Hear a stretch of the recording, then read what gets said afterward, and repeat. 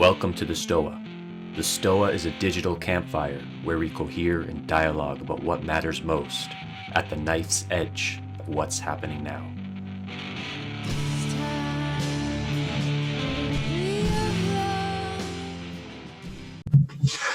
All right.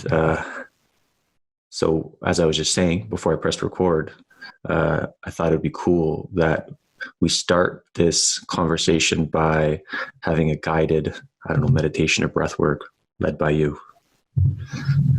So let's start with something that I do just to keep myself grounded throughout the day. I have a daily meditation practice, but throughout the day, sometimes things just get a little crazy, especially nowadays. So I have this little saying that I like called stop, drop, and breathe. So we're going to do that. I'm going to stop, drop, and breathe and take 5. So I'll explain it first. So stop means just stop the thought pattern that you're stuck into or the activity that you're stuck into that's driving you into a stressful pattern. So you're going to stop. You're going to drop into the present moment, which means just pay attention to your breath and breathe. And then take 5 means take 5 seconds for a single breath, or take 5 breaths, or take 5 minutes of just focused awareness and breath. So we're going to do 5 breaths. Okay, so make yourself comfortable. Sit up tall and straight. So you're sitting tall and straight, but you're not straining. If you have a bad back, you're not forcing yourself to sit in a certain way. Okay, so nice and tall, and close your eyes or let your focus just drift off. It's particularly good if you're sitting by a window and you can look out at the horizon. Just that view of the horizon is very therapeutic. So we stopped, we drop into our moment, and let's take one big deep breath, breathing fully in. A little pause at the top, but not a strain. And now just let the breath fall away from your body. Let your body completely relax as the breath falls away. Breathe deeply in. And let it go. Deeply in. Let your body fully relax as that breath falls away. We have 2 more, and really bring all your awareness into your breath.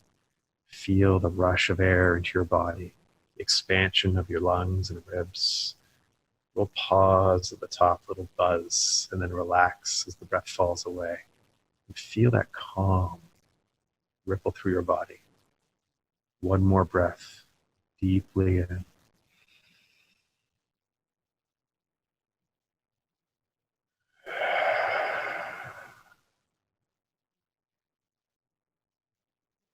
And then come back to the present.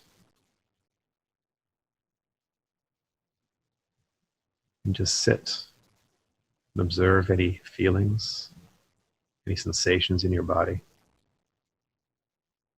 And observe any thoughts that are still rattling around in your mind. The noise and the chatter has subsided.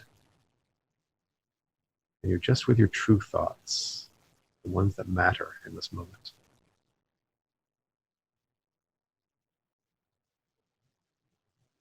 Observe them, understand them.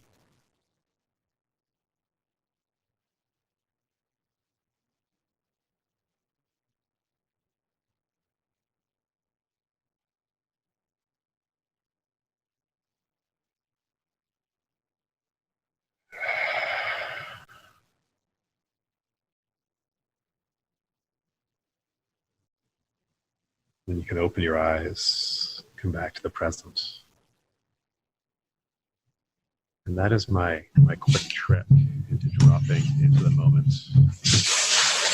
It's particularly useful after any sudden stressful events, like driving. I live in Toronto, and I don't often drive in the city. But, sometimes I have to. I find it winds me up. So when I get home, park my car, I do that. It's 30 seconds, 60 seconds of just letting all that noise go, and being back in this moment. Mm. That is very helpful. And how often do you do it a day, you think? So I do that one that we just did a few times a week. Whenever I know I've come into some stressful stuff, like a conversation with a client or a potential client, or an interaction with somebody that wasn't as positive as I wanted it to be, or anything like that. I have a 12-year-old son. So he's on the verge of becoming a teenager. He's a tween, and he has a way of getting under your skin sometimes. And so when I need to have a difficult conversation with him, I do that first, just to be in that moment, so I'm not reacting to something. I'm ready for him, to support him and to understand him and to listen to him. So that's where I use that. The shorter version of that, just taking one breath. I don't even know how often I do that now. One focused breath, I think that probably happens hourly. It's that's my tool. My go-to tool is just to stop and drop in the moment and take that one big breath in, a little hold at the top, and just let it go. And now I'm back. I'm ready. Right. And it's funny that you used the word ready, because that's what came to mind. And we were talking about this yesterday, about like Stoic readiness. You know, like in order to be a good, proper Stoic, you have to be ready every moment to practice your Stoicism.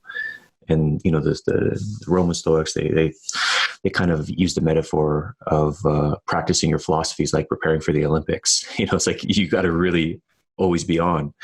And then you and I were talking about like the breath, and how it's like almost like one of the most universal things about being alive is you're going to breathe as a human, right? And so if you can anchor the philosophy of Stoicism and that readiness to the breath, that could be a very powerful thing. Yeah, our breath also anchors us to our consciousness as well. It's the first conscious thing we do, and it's the last conscious thing we do in life. And so if we can anchor that Stoic practice, a Stoic thought, with our breath and with our consciousness, we'll always have it. We'll always be ready for it. It's there. One of the things I've noticed over the past few weeks, I'm streaming. I used to have a live meditation class. People come to the studio, and I teach meditation and breath work. And it was always a struggle to get people to come in. It's first thing in the morning, so people have other things to do in the morning, like wake up and breathe. But now they just have to log on. It's streaming. It's live. So they don't even have to get out of bed. They log in, and the numbers are exploding. We're getting lots and lots of people into these daily breath classes, because it's just a way for them to practice that awareness first thing in the morning, to really wake up their consciousness and dial into their situation, their day, and to be ready for it. So and a lot of people are saying, "Oh, I wish I started this months ago, years ago." And it's just like you were saying, you don't practice for the Olympics the day of your competition. You need to practice for this emergency, for the pandemic, for the quarantine. We should have been practicing for this years ago. Right. And like that, there's something about that should line that just sort of like bothered me in that moment. And then when Massimo came on, he said the same thing. It's like, yeah, we're in the arena now. Like, you should have been practicing your Stoicism before this. And then that sort of annoyed me too, even though I can see the perspective, and I think it's true that, yeah, we should have. But now is sort of like this moment, this crisis is an opportunity to start practicing. Yeah, it's a good trigger to make people practice. Yeah, I'm not saying I'm not telling people, oh, you should have done this before. They're telling me they wish they did. Yeah. But now is a great time to start. Yeah. And people are there, and you see, and with breath work, you feel it right away. When you do a breath practice like that, we've been doing the Stoic breath work on Sundays. You know you've done something after a while. You feel it. It's like real exercise, whatever that means. It's like going to the gym and doing a spin class where you work out with weights. You know you did it. You feel it. A lot of the time when you do the more traditional focus meditation or even a meta meditation or anything like that, you don't really know if you meditated. You can't really feel it often. You get halfway through and think, oh, I'm just wasting my time. I've got Netflix to watch. Why don't I go do that instead? And so that's what people get with a meditation without really having a schedule and a practice to develop it. When we do breath work, you feel it right away. The style in which I teach, you get a rush of endorphins, dopamine. So you actually feel really good afterwards. But it also starts making those little changes to the way your brain works and the way you pay attention to things.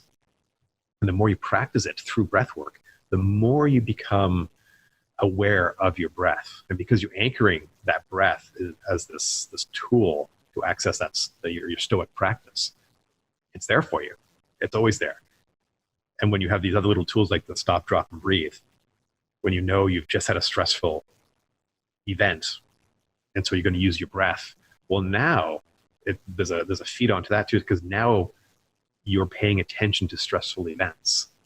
Now you know, oh, I'm going to go into this stressful event. It's going to be stressful, and I'm going to recover with some breath work afterwards. Instead of just charging in and getting all wound up and stressed, now you're all stressed out. You're not even aware of that stress because you don't have any tools, you don't have any practice to acknowledge it. You go to the next less stressful thing, but you're already wound up. So you go barreling into the next thing. You're already being attacked by a bear. And then you get attacked by another bear and another bear and another bear. And then by the time the end of the day rolls around and you have to have a chat with your 12-year-old son, you've been attacked by bears all day. Well, your kid is just another bear. So you're going in like all guns blazing. Right. And you mentioned the Sunday practice, and a lot of people have been really enjoying you coming in the Stoa to do the Stoic breath. And in the last session, we didn't record it, but it was like you said a lot of awesome stuff, and kind of your origin story, your history of how you got into the breath work, and how it connects to Stoicism. So maybe I'll just add a little context about how you and I met, and then maybe we can kind of launch into your origin story maybe, and then how we got to the Stoic breath. So I run the Stoicism Toronto group here in Toronto, and Wim Hof got on my radar, the Wim Hof method got on my radar, I think through Joe Rogan, which, Joe Rogan puts everything, things on everyone's radar. So I downloaded one of his programs. I was practicing it. And then I'm like, I want to find someone in Toronto who does this, to invite them in to talk, because intuitively I felt there was a connection between Wim Hof and Stoicism, even though I don't know if he makes that connection directly. And the connection there was the cold shower stuff, because I've been taking cold showers for a while without even, I think before I even knew about the Wim Hof method. I'm not sure about that, but it wasn't inspired by the Wim Hof method, my cold shower taking. And the Stoics talk about voluntary hardship, like just kind of like put yourself in situations where you sleep on the floor, you underdress for the weather, take cold showers just to build that muscle, so you can enter the arena. And so I've been taking cold showers for a while. And then that's how I think I got the connection between Wim Hof and then Stoicism. Invited you in. You had like an awesome session at Stoicism Toronto, really good. And you tied Stoicism quite well to the breath work that you do.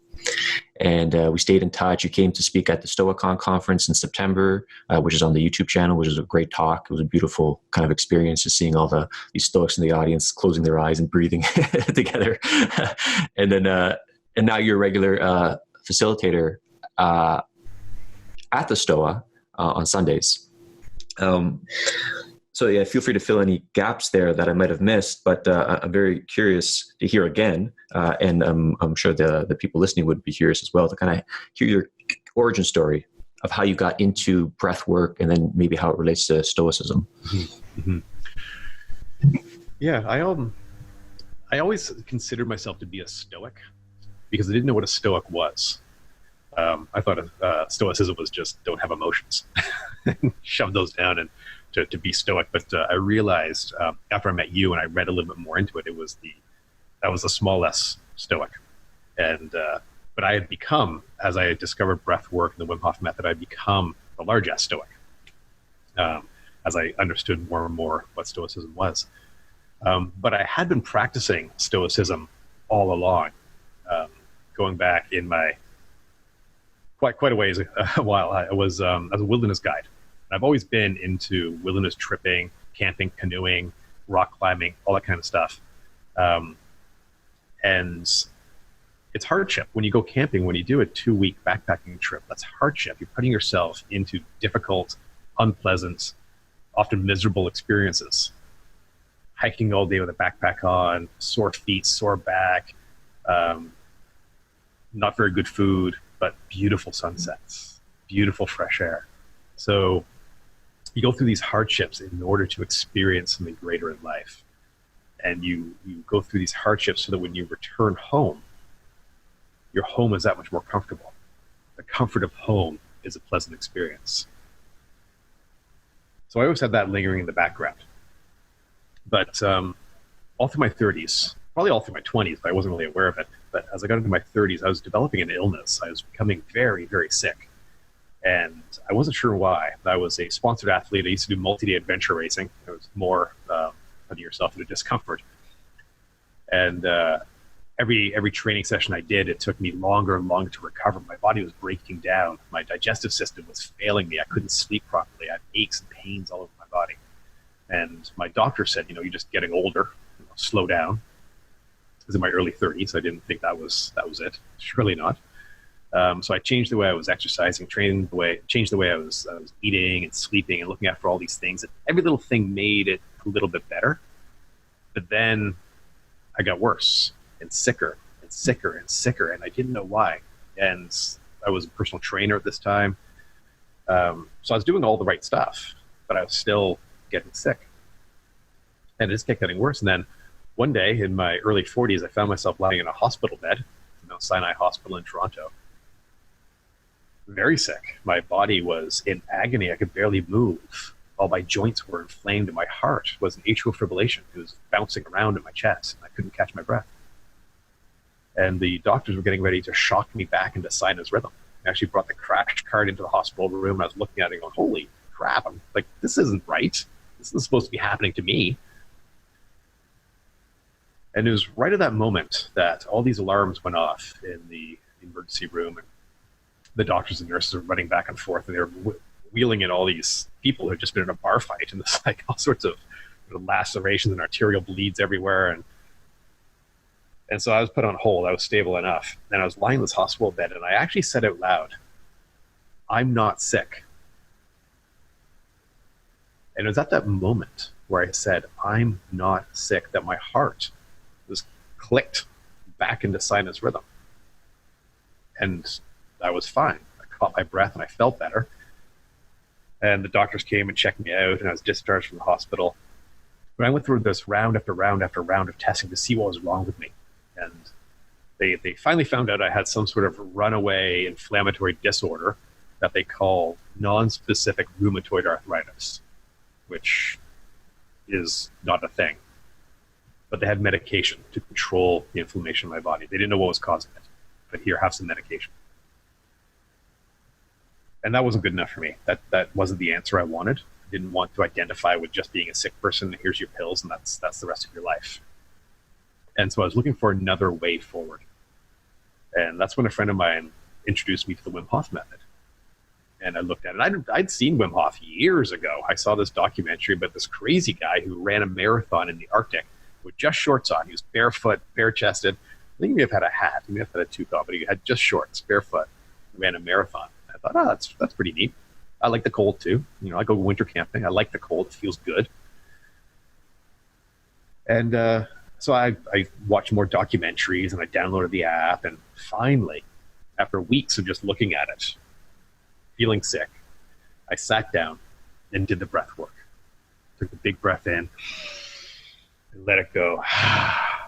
Took 30 of those. And then held my breath with no air in my lungs for a long time. Did 2 more rounds like that. And at the end of those first 3 rounds of Wim Hof breathing that I did, I felt better. This stiffness I had in my body, this achiness that I'd just become accustomed to, was gone. I felt this freedom in my body. I thought, wow, this is amazing.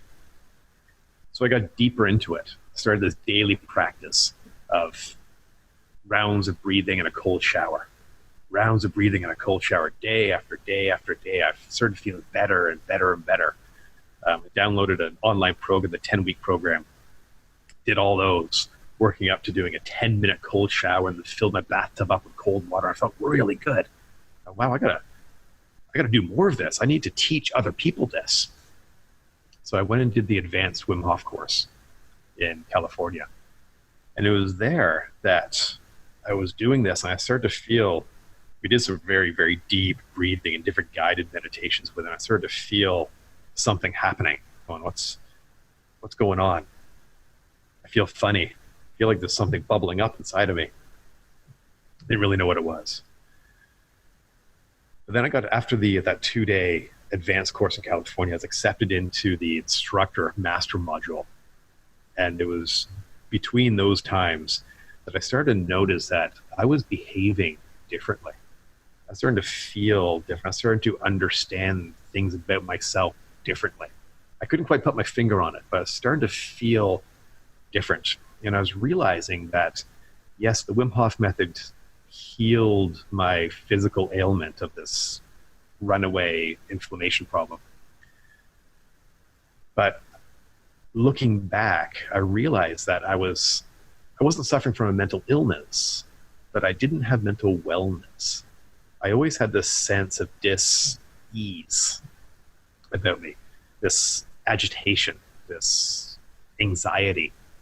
And even looking back, I realized I had social anxiety disorder. The things I've read since then, these are the things I felt when I was in groups of people. I didn't even know. And I went into the master module in California, in Australia. And that was 5 days of this deep dive into breathing and meditating. And the first day of that, we were told to find our blockage and meditate on the blockage. What are you talking about? Blockage? I don't know what that is. I don't know what a blockage is. And we break out into smaller groups to discuss and to share and do breath work, big groups of meditation and ice baths. Swimming in the Southern Ocean in their wintertime is August. It's freezing cold. And it's on the last day, day 5, the day we were going home. We did a 90-minute breath session to open up the day. And we're guided into this future self meditation. And it was just profound. It was a very deep experience for me. And I was feeling just swimmy, uneasy, out of my body. Like I felt like I'd left my body and I wasn't quite in it. And then I went into the ice water for the last time. And when you have an ice bath, there's no escaping the ice water. There is a rush of stress and fear and anxiety. It just comes rushing up through your body, and you have to breathe through it and face that fear and the stress and the anxiety, and you relax, and then you see clearly. You see yourself. So I had that rush of stress and got through it, and then right at the end of that, I found my blockage. It was right there in front of me, and I can only liken it to, I saw my brain as a Rubik's Cube, and suddenly it went click, and all the colors lined up, and I saw me, and I saw my life, and I saw my future and my past, and I saw everything. And this blockage inside of me was this blockage of emotion that burst out of me in this massive sort of wave of the sobbing and crying and laughing hysterically. And I laid in this tub of ice water with Wim Hof for 10 minutes, laughing and crying as years of emotions that I denied myself came just pouring out of me. And I couldn't stop it. There was no stopping. It was just bubbling out. And I realized afterwards that that was the first time I had cried in 32 years. Through the deaths of grandparents and aunts and uncles, the deaths of pets, hard times in my life, breakups with girlfriends and all kinds of stuff, just nothing. No emotion. Because I was stoic. I don't have emotions. So that was almost 3 years ago that happened. So it's been an incredible journey where I've become a real stoic now, where now I actually observe how I feel. And you have to feel.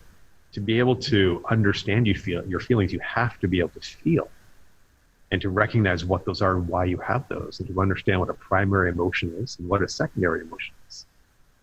And a lot of the time, we're just complicated monkeys. Things happen to us that make us suddenly stressful or angry or joyous or full of love. And it's quick, and it's a primary reaction to that. It's your primary emotion. And then our monkey brains fill in the rest with these secondary emotions that we dwell on, and we linger in this stress and this anger and then this made up emotion that we have. So when we stop and we go into our breath and we observe what I'm truly feeling right now, what this event around me is making me feel, recognize it and allow myself to feel it, then I can become complete, become a whole person, and to function in this world. So that's kind of my backstory and how I got to now and how I function as a Stoic now. Mm-hmm. Yeah, what came up there is, how you alluded to it earlier, the lowercase Stoic versus the uppercase Stoic. Mm-hmm. And so the lowercase Stoic is that stereotypical kind of mostly man who just sort of represses his emotion and can kind of tough mutter through things, where the uppercase Stoic is the rich philosophy. And I would argue, I'm not going to argue it now, but I would argue that if you are uppercase Stoic, you have the capacity to be a lowercase Stoic, but not vice versa. Mm-hmm. Because sometimes you need to just sort of like have that distance from your emotion and just anchor yourself in prudence and just do what you have to do. But like you said, I think a true Stoicism, and this is what I feel like the wider Stoic movement doesn't have, which is I'm seeking for, or what I think Stoicism is asking of me right now and of us right now, is to, yes, have that cognitive diffusion, the capacity just to kind of like make sure your emotions and your thoughts are not enmeshed together. So if you hear something that you don't just get triggered and you run off. So have that ability to diffuse, which I think the breathing does, but then kind of start building a relationship with the rich emotional realities that we all have. And don't view them as enemies, view them as sort of like friends that sometimes give you wrong advice, but have that healthy relationship with them. Yeah. Exactly. And like you said, we can't just, if something bad happens, we can't just react to that and burst out into a fit of anger or sorrow. We have to function in society. But when we feel that coming on, when we're faced with that anger, that sorrow, that grief, that joy, whatever it is, and it's not an appropriate time to deal with it, it's using that breath to breathe and drop into the moment and then recognize what it is. And knowing that, okay, I feel this set of emotions due to my circumstances. I'm going to finish what I'm doing right now to get through it and then deal with that. So I have the tools to deal with those emotions, which allows us now to have that rich experience. And that's what we're dealing with in our breath classes right now. Our daily breath class is we learn to go back into how we're feeling and go a little bit deeper into our emotions. Because a lot of the stuff where we're not in the Western world, we're not very good at recognizing what emotions are. Where are they? And as soon as we feel something that we deem as a negative, as a bad, as a wrong emotion, we ignore it. We push it down right away. But as soon as we do that, we start attaching all these things to it. The circumstances that made us feel that sorrow is now attached to us. So every time those circumstances come back, we're going to feel that sorrow. We get trapped in that cycle of feeling that same emotion. So, right, a big thing that we're feeling right now in society is grief.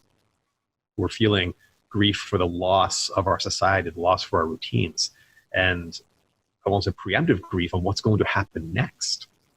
I'm grieving for tomorrow already, but grief is a bad thing. But we can't escape the reality. We keep feeling this, oh, I'm trapped in my home. I'm under quarantine. I'm trapped. But because I've been ignoring how I was feeling about that, because I'm still feeling that, those feelings are going to keep coming every time I experience this this quarantine, I'm going to feel that grief again. So when we sit and we meditate and say, okay, grief, I'm going inside. Hello, grief. And I actually guide people into talking to their emotions and acknowledging them and say, okay, I'm ready. I'm strong. I'm ready to feel what you have to tell me. All your emotions are just part of your psyche. It's part of you. And so if you are not experiencing some of them, you're not experiencing you. You're not experiencing you as a full and complete person. So when we sit and we allow these feelings to come up and allow yourself to feel a fit of rage in an appropriate time and place, or the grief, or the sorrow, allow yourself to feel these. It's done. It's out. And now you can fully feel the stuff that you want to feel, the joy, the happiness, the love. Yeah, and this sort of this rich emotional landscape is just a perfect opportunity to practice one's Stoicism all the time. Yeah. There's never a shortage of emotions that are arising in us on a day-to-day basis or moment-to-moment basis even.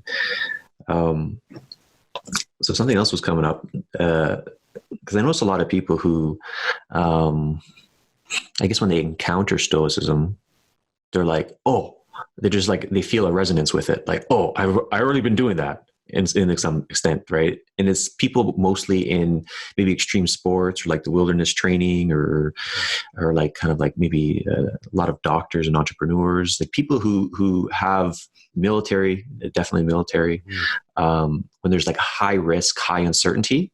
Mm-hmm. And it's like, if they want to perform with excellence in that domain, then they have to really be stoic, even though they might not have that word or that philosophy put on it.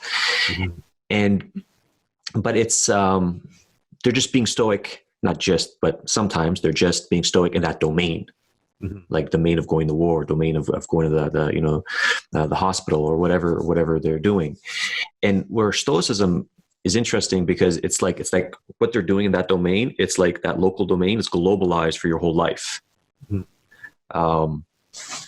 And like, how do you do that though? Right? How do you do that? You don't just memorize propositions and give mail service to them.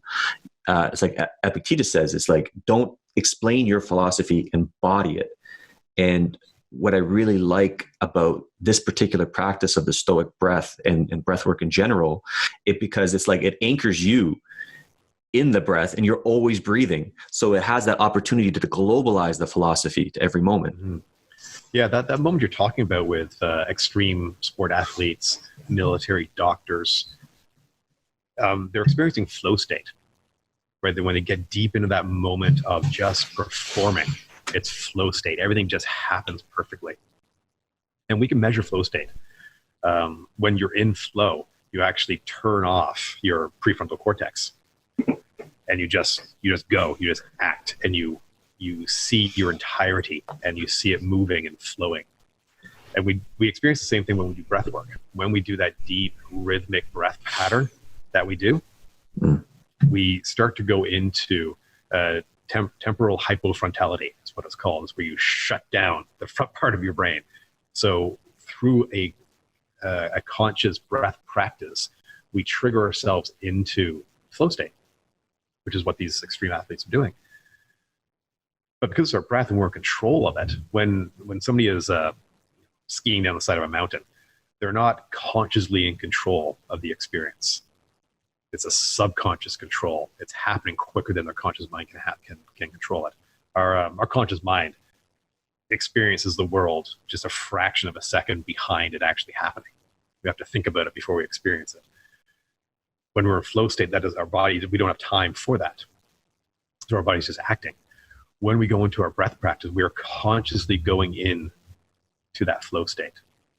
So now we have this tool in our back pocket to go into that state whenever we want.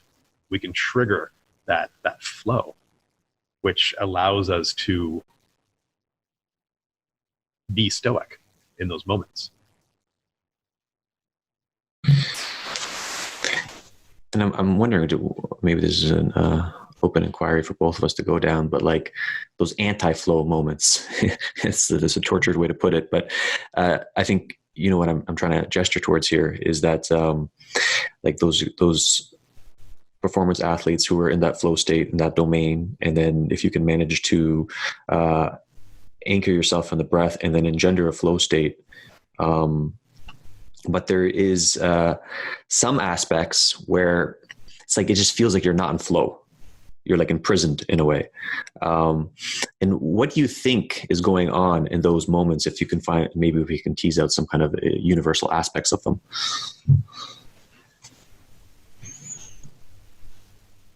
When you're, what's happening when you're not in flow, when you're stuck and imprisoned, you are literally imprisoned in your mind. You're thinking too much. You're getting stuck in feedback loops in your mind.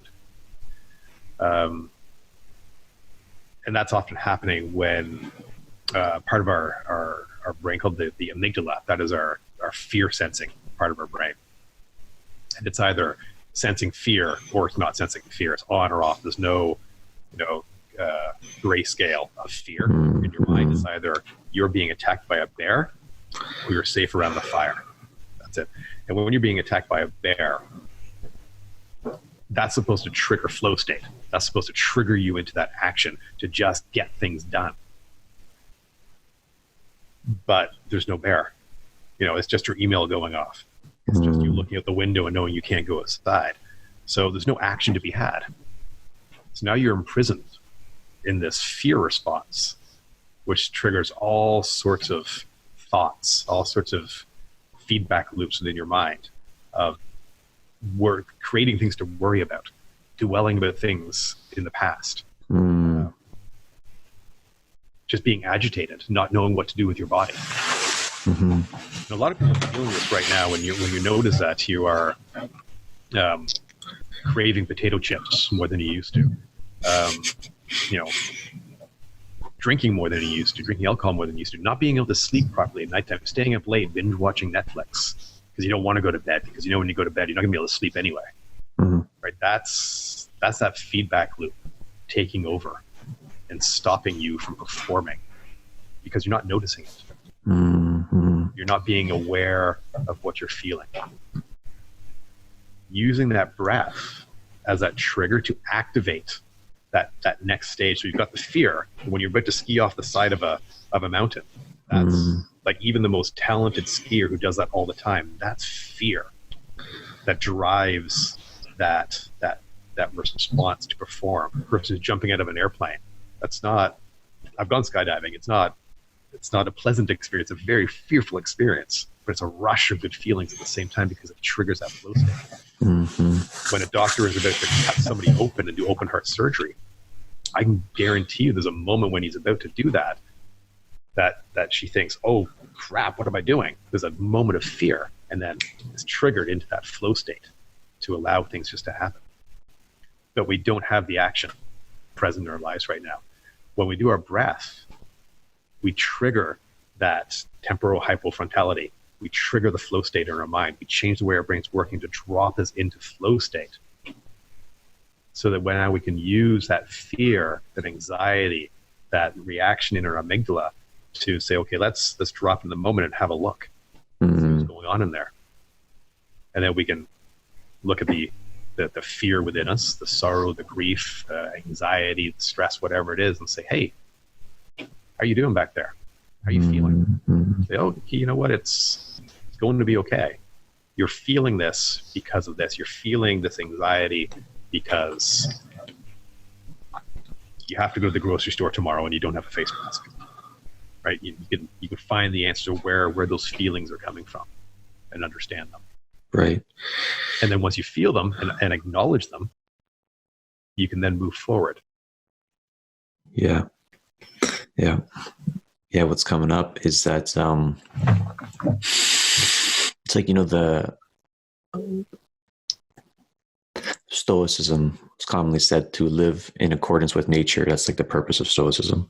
I am starting to prefer a different way to phrase that, and this actually comes from Jordan Hall, who's not a Stoic, being in right relationship with reality. And if you're in right relationship with reality, then you're in right relationship with everything that's a part of reality, including the fight and flight response. And so if you're in right relationship with the fight or flight response, then you can you're afforded to do those things that you just said. But if you're not in the right relationship with it, then you're going to have a pathological relationship with fear, with like dominance and all those kind of things, and it won't lead to a healthy existence. Mm-hmm. Yeah.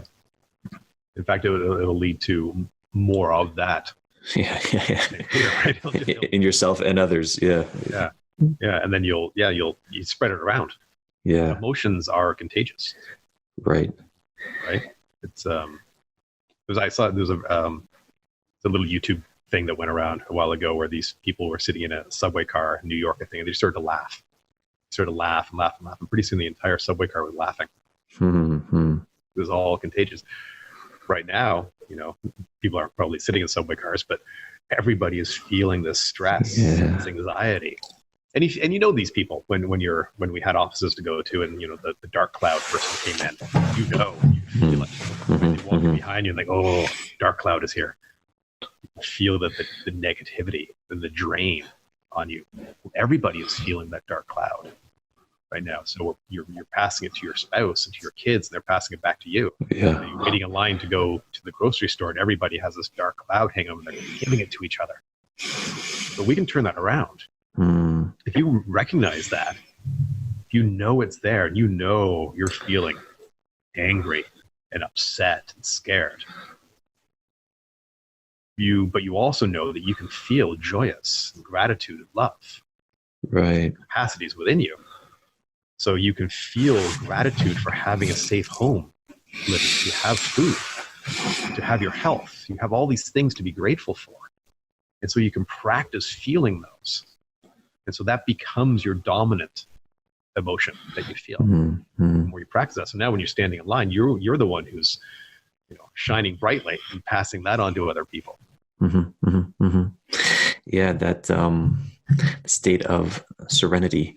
Like this idea that the state of serenity, maintaining that and modeling it for others is an ethical act in a way, because you're displaying what right relationship is, especially with the fight or flight response and all the realm of emotions.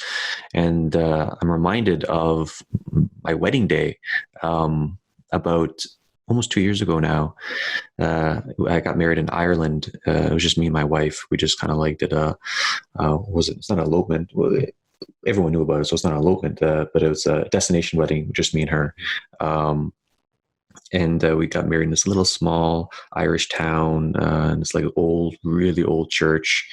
And, we were in Dublin the day before just drinking Guinness. And I was like, this is no sweat, right? Because I didn't want to this big wedding, so I didn't want to deal with all that stuff, right? And it was like, no sweat. I'm not going to be nervous. But then I was like really nervous the day of. I was like so anxious. And then I was like, shit.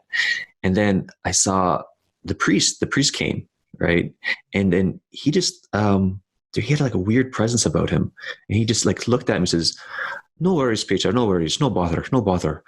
And then I just sunk in the moment, because he was like so present. He was like, you could tell he was really a man of God, because he was just overflowing with presence.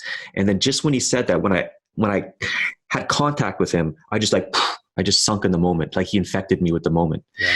And I just was so plugged into the whole thing. I remember everything about it, like maybe I don't remember everything, but I just felt in the moment during the actual ceremony, and it was really, really beautiful. And I have him to thank for that. And then reflecting on it afterward, I'm like, you know what? That's an ethical act, just being him, because he inspired others. And then that came to mind when you were saying that about like you're in the grocery store or whatever. And if you can maintain that serenity, people are going to sense it. People are going to feel it. Mm-hmm. They're going to be inspired by it. Yeah. And the more you practice it, the more you feel it.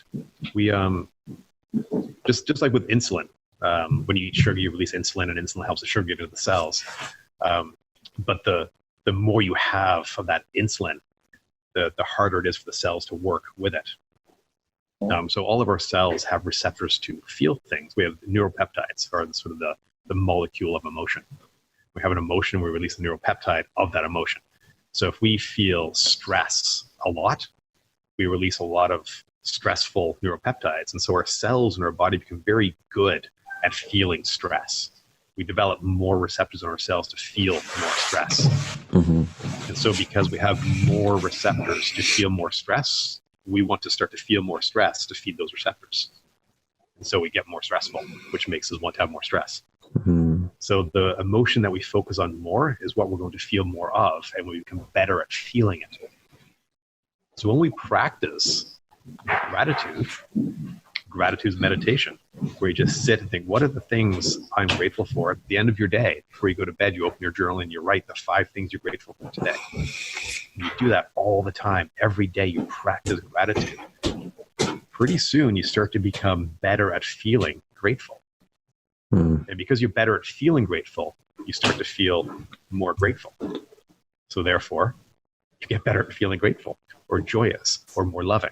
The more you practice these emotions that you want, the more you're going to feel them. But right now, while we're all feeling the stress and anxiety of the quarantine, we're getting really good at feeling stressful and anxious and angry and fearful. We're getting really good at feeling those terrible feelings. So we're going to start to feel more of them. And that's going to be the next crisis. Right now we have a health crisis of people becoming infected and dying. There's a lot of people. But the next crisis is we're going to have an entire population who is really good at feeling scared and anxious, and sad and grief. And we're going to say, okay, go back to work now. Go drive on the highway and get to work. And they're really good at being terrified.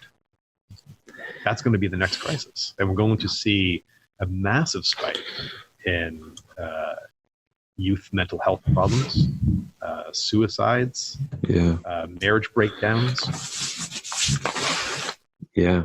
And if the kind of like the political landscape too, especially in America, becomes more unstable, like say if the election gets postponed or canceled and then some kind of civil war breaks out and everyone's feeling this way and they don't have that right relationship with that fight or flight response, then people can really hijack those emotions and weaponize them. Yeah. Yeah. Well, and we see with in America, they use fear as a tool in politics. And here in Canada, too, we often see the politics of fear as a mechanism. Right. And then one kind of like thread I want to go down, and it keeps kind of like, it feels alive, is so like I really like that thing, the right relationship with fight or flight response. So like we were kind of touching on the flight aspect of it, but like let's maybe turn our attention to the fight aspect and having wrong relationship with the fight response in the flight or fight response. And men come to mind. And I don't want to use this word because it's been, I feel like it's been abused, but like the idea of toxic masculinity, maybe we can redefine that or repurpose it here of having wrong relationship with the fight response. And I know myself, like I don't consider myself the most masculine or alpha guy, but I do have this like delicious thumos. And if I just lean into it, it's just like this fuck you energy and this desire to dominate for its own sake. Right. And I can see that right away in other men. Like I see it in you. I see it in kind of like, like MMA fighters, all those guys, they have that. And so, but if like they have their wrong relationship with it, that could be really, really dangerous. So I don't know if I have a question here, but I just maybe we'll pause and see if anything comes up. I agree with that entirely. And where that comes from, I'm searching the database here. There's a book. I don't have the name at all, so this isn't a very good reference. But it talks about the ages of sexuality in men, and there's the red sexuality, the white sexuality, and the black sexuality. And the red sexuality is what we experienced when we were 14 to 18. That surge of hormones and just horniness and aggressiveness and fights on the playground and bullying and just trying to be a man. And that's that buildup of masculinity, that toxic masculinity. But then we mature and we become, this is the way the book goes, we become horrified by that, and we have this turn on somebody, and we develop this white masculinity where we shrink away from that power. And we develop terms like metrosexual and those terms. I'm out of touch. I don't know what they all are now. But it's that reversal of masculinity in a lot of men. And then we mature again, and we develop the black masculinity, where you own your sexuality, you own your masculinity, you own your rage as a tool within you to use. And that's where we are allowed to be angry and feel our anger and recognize our anger, but it doesn't control us. When we were younger, when we were 16-year-old boys, our rage would overtake us, and it would control us and make us do things. That's, like, why did I behave that way? Some people don't mature out of that. And we have a society that encourages that kind of, where we call that kind of out of control, surging masculinity as what is masculine. Right. That's not the maturity that you and I have about owning our masculinity and owning our rage, owning our sexuality. That is what masculine is. And so that's where that disconnect and that misunderstanding of toxic masculinity comes from. It's, it's generated, it's celebrated in the media, in Hollywood, but then it's bad to be it at the same time. So being able to recognize it and own it and mature past it. And that's part of Stoicism too, is to be able to recognize within yourself when you're feeling these things, when you're feeling that masculine rage, and recognizing for what it is. And you either, go and get in a bar fight, or you use that as an energy to go for a run, or to build something, or to connect with your family, or to, be the protector, or, and for me, like to be a protector in this day and age, I cook for my family. That is my demonstration of protecting my family. My masculine power is to provide for my family in that way. Like, I feel so important, so powerful when I can do that for my family. Right. That's how I harness it. Yeah, I like that.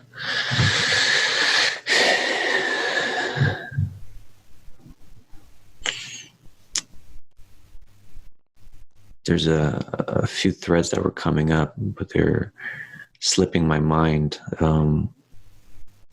Let's just see if they return.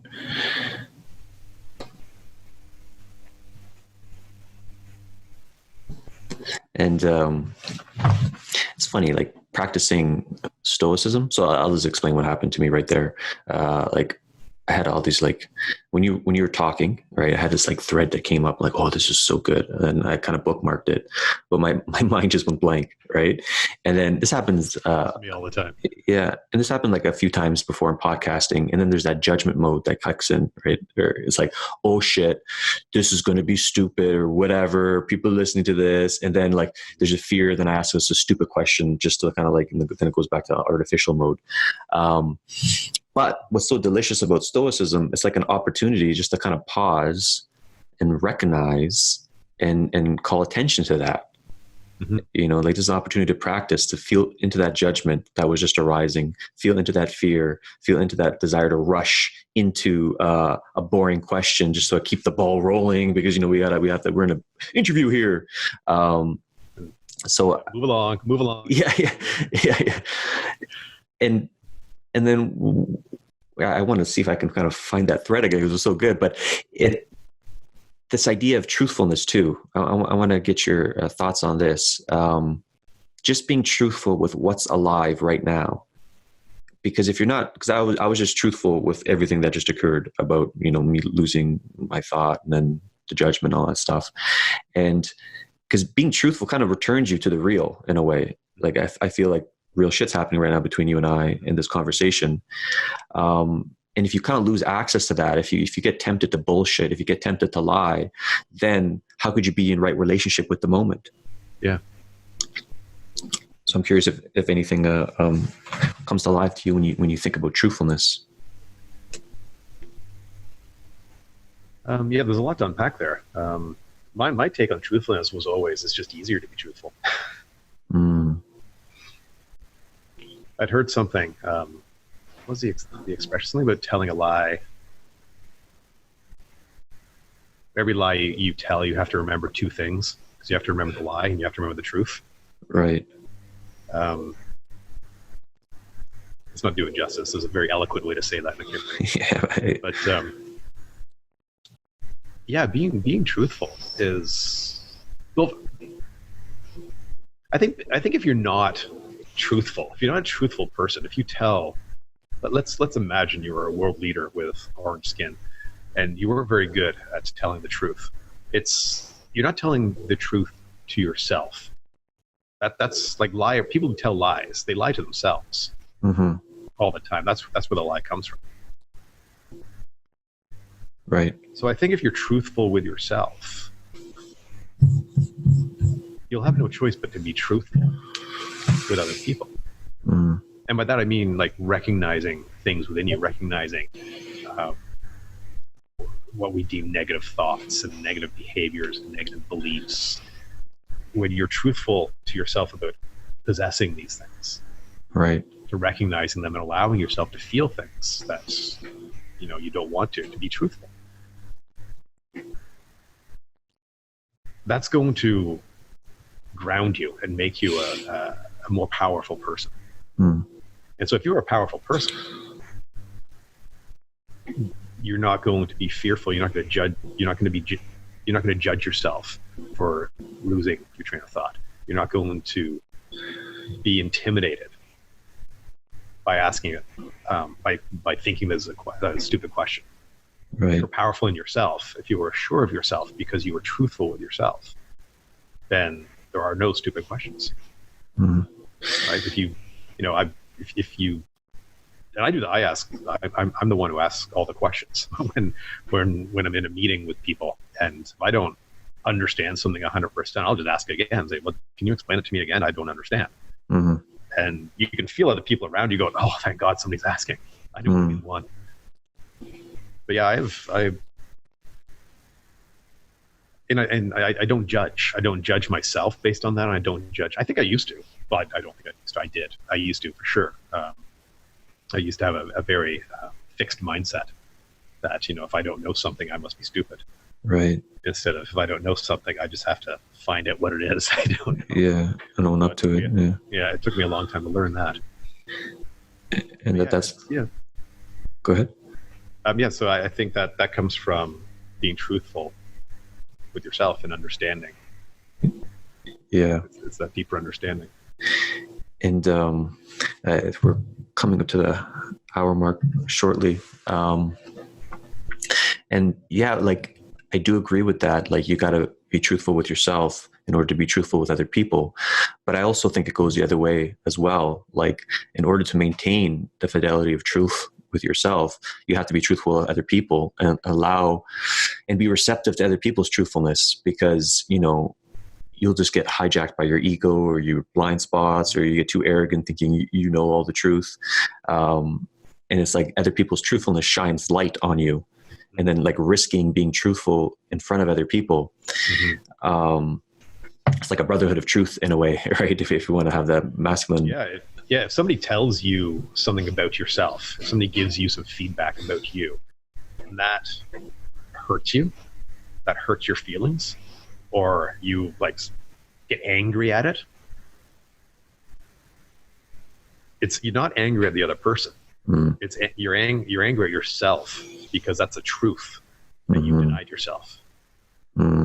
Yeah. Now you'll outward, if you don't own your emotions, if you don't own who you are, you're going to lash out at other people, call them names, and shout them down and put them down and make them small, because they said something that was truthful about you and you know it, but you're not telling the truth. Yes. Yeah. And I notice when I'm on this like real truthful kick right now, especially in a public way, which feels quite vulnerable, but it feels right to do. And it's like once you're truthful and you start exercising this muscle and you build a relationship with the feeling of truthfulness, you can readily spot when you just feel into it when people are not being truthful. Mm-hmm. It's like, okay, it's like game recognizes game in a way, right? It's like, okay, like, I get you're not being truthful right now. I could tell, right? Like, or you are. And having the discernment to be truthful in the right way, Mm-hmm. and then I can elaborate on that a little bit, because how politicians, they call it paltry, I think paltering, where it's like they arrange truthful statements in such a way where, like, yeah, technically it's truthful, the letter of the word is truthful, but the spirit of the word is not truthful, and they're like arranging those truthful statements in order to manipulate a situation and get a certain desired outcome based on ego or having wrong relationship with the fight or flight response, maybe at the bottom of it. But there is also discernment with truthfulness and being truthful in the right way. And I think the heuristic there is not trying to engineer an outcome, just being truthful for truthful's sake. Mm-hmm. Yeah, people have a hard time with that. So back in the real world, when I do one-on-one work with people and we do meditation, I do some shadow self meditation. I have people go into themselves and find some of the darker elements of themselves. And there's a lot of pushback when we get there. People don't want to be truthful for what's inside them at all. They don't want to acknowledge certain things because it's painful. Right. Yeah. And it totally. takes and I'm working with them, and we get to those places because we all have the darker shadow within us. Mm-hmm. And so when they get there and it's all just sunshine and butterflies, you're not being truthful. Right. A little deeper. Let's let it out. You're safe. I have to create, and for me, I have to create a safe place for them to be truthful. Mm-hmm. Telling yourself the truth is a very scary thing if you've been lying to yourself for your entire life. For sure. And what I'm hoping with the Stoa, I'm not hoping is the wrong word. Hoping is the wrong word. What I am listening to and with the Stoa is that an ecology of practices might emerge from it that affords one to like just focus in on that one area, like telling the truth, or like breathing properly, focusing on that, and then have those practices, the ecology, like those practices in relationship with each other. So that we can practice Stoicism and fully embody it and not because if you just kind of miss one component, like, yeah, you're good in this area, but then it's like, yeah, it's something's not right there. Mm-hmm. So just sort of listening to what this thing wants, the Stoa wants, and then the collective intelligence that's emerging from it, to find that right ecology of practices in order to ground us in that good stuff and that right relationship. Mm-hmm. Mm-hmm. Yeah, that sounds good. That being said, Stoic breath every Sunday at 10 a.m. Is that, I got that right? Yep, that's correct. Yeah. And what else? Where else can people find you and what you're doing and whatnot? So right now, all I'm doing is the Stoic breath Sunday at 10. But then I also stream live every day from mindset.video. Mm-hmm. Mindset Brain Gym is a meditation studio downtown Toronto, and it closed, but we're streaming live every day, and we got on that right away, and it's been highly successful. So I have a breath class every morning at 7:45, and it's scheduled for 45 minutes, but we generally go a little bit over time. We have a little bit of discussion afterwards. So basically 7:45 to 8:45 is what you should schedule for that. Mm-hmm. And then I have another one at 12:05 to 12:30, and that's just a quick sort of energy boost, sort of get you back into it, sort of flush away your morning and get ready for your afternoon, refocus, re-energize yourself. The morning one, we go a little bit deeper into some emotional processing and digging deep into a lot of heart meditation, a lot of acknowledging your truth. So that is what I'm doing right now. My website is breathinginnature.com. Mm-hmm. And I've got a whole bunch of stuff about to be launched. I've got an online breath course that's coming out in the next... These things always take longer than I think they should. Coming out in the next little while with Sweat Elite Athletics. So I'll be working with them to produce sort of an athletic-based breath class.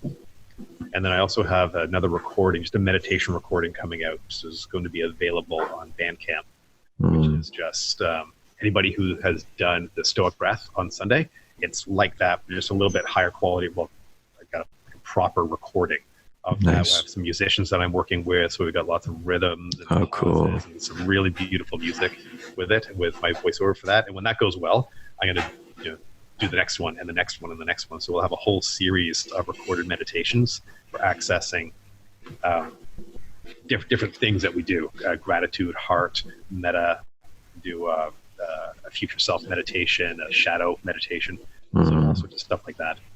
Very cool. So that's all the live stuff that I'm doing right now. When we get back to normal, I'm also a Wim Hof Method instructor, and I hold workshops. In fact, I have a workshop in about a week and a half, which we switched to an online forum for the first half. And then when we can come together, we're going to get together for the ice bath. But the first half is going to be an online lecture with the science and the breath work and that kind of stuff online. So I'm looking forward to those going live again. I have a lot of fun. The Wim Hof Method workshops. They're 4-hour workshops where we learn everything about breath work, the Wim Hof Method, lots of meditation in the ice bath. And it's coming together as a community and doing breath work together live. Very powerful experience.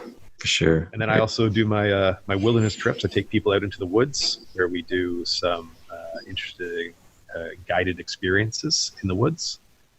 And my one-on-one work. You can find all that on my website.